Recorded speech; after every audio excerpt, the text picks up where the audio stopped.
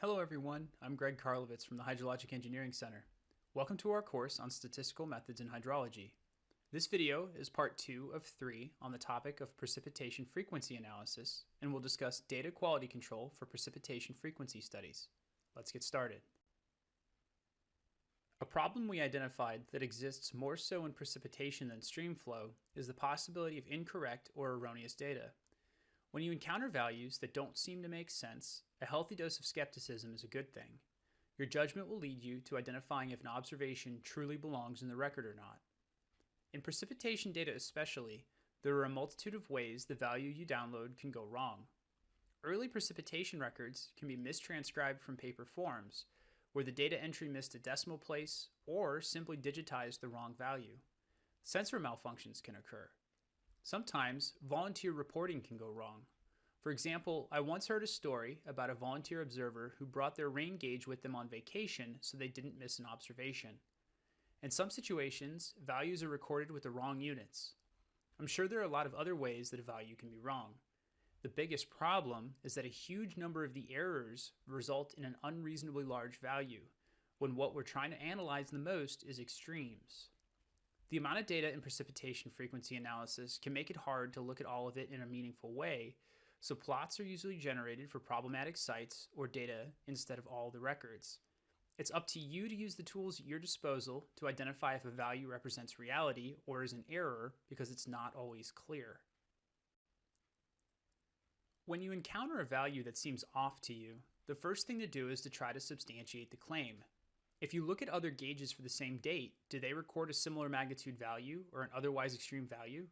Does the date coincide with a flood on a nearby stream gauge? Are there newspaper accounts of a large rainfall event occurring that day? In the end, it's up to you whether or not you believe the value. At the end of the process, there are two courses of action. The first is that the evidence was strong enough to believe it, that it's a real observation, and you keep it. The alternative is that there's no evidence the value is real, and the true value is unknowable, and you treat it as missing. It's exceedingly rare that an incorrectly recorded value can be corrected by finding the true value. Typically, the observation has to be thrown out and treated as missing. Detecting errors requires doing some testing. I use the word bust for these errors for my days in land surveying. The errors you're likely to encounter and detect are going to be in the large direction, that is, recording a value that is much larger than the true value. This can be detectable in the annual maximum series or partial duration series because these typically crop up as an annual maximum or a value exceeding the threshold. This means that you'll not need to quality control all of the daily or sub-daily observations, only the maxima that you're interested in. There are 4 tests that I've used in the past with good success at identifying busts in precipitation records, but they're certainly not exhaustive. These tests are useful because they can quickly be run on every gauge in the study and produce a summary of the most unusual sites using a metric, which avoids having to pore over hundreds of plots trying to find the busts. The first of these tests, the ratio test, is very simple. It identifies if an annual maximum series or partial duration series has a maximum observation that is more than twice the magnitude of the second largest. In sites that have one bust, this identifies them almost 100% of the time. However, I've encountered situations where the same bust was made multiple times, so the ratio of the 2 largest observations is 1 and the test fails. In situations where the data exhibit very high volatility, this test might identify a maximum that is a real value but is simply extraordinary. This test is not used to automatically remove observations, only flag observations that need more investigation. The second test, the outlier test, is only an outlier in the loosest way here. This is an effort just to identify really large observations. Plenty of them are real. After taking the log transform of the data, check if there are any observations more than 2.5 standard deviations away from the mean. In a longer record site, it's perfectly reasonable for there to be an observation or 2 in this range, so it's up to you to check them. However, this test overcomes the problem of the last test where multiple busts of the same kind can still be detected. The biggest problem is that it has low sensitivity for short record sites because large observations drive up the standard deviation enough that the busts no longer seem that large. The trend test is important for 2 reasons. 1, it can identify non-stationarity in the mean for the record. This is an issue we won't address here. The The second thing the test can do is identify busts at the beginning or the end of the record, because a bust can have high leverage on the trend line. It also coincides with the fact that busts are more likely to occur at the start of the record, especially for long records, because these tend to be digitized from paper and are simply prone to error. The fourth test is the extreme L moment ratio test.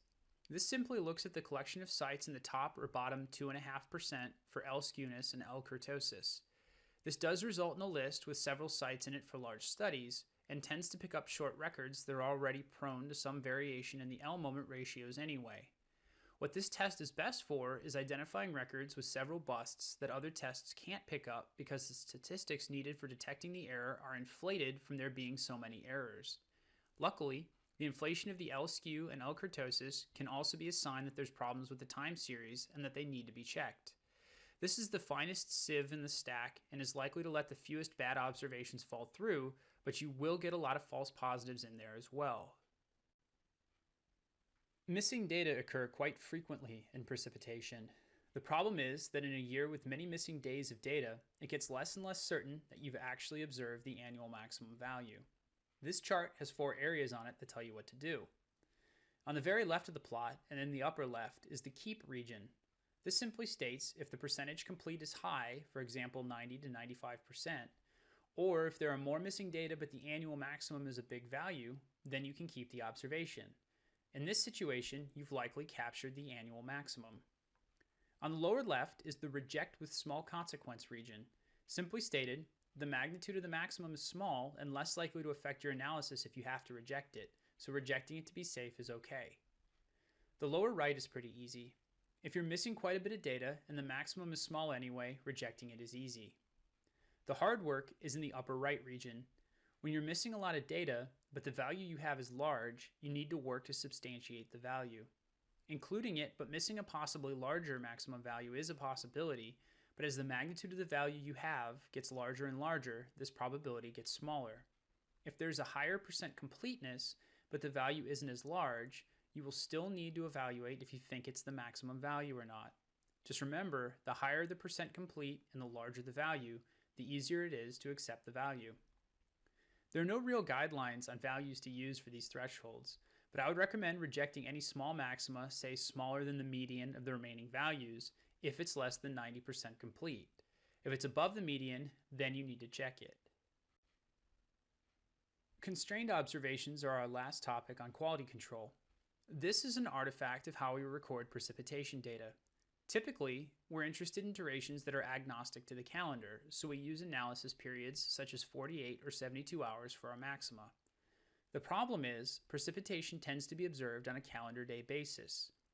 For sites with hourly or sub-hourly data, which are much less common, you can capture the 72-hour maximum. With daily, you can only get a 3-day maximum, which does not always coincide with the 72-hour maximum. The adjustment is performed using hourly data and finding the regression line between the calendar day maximum and the hourly maximum for sites that can measure both. This plot shows the analysis for 3-day calendar maximum versus 72-hour maximum.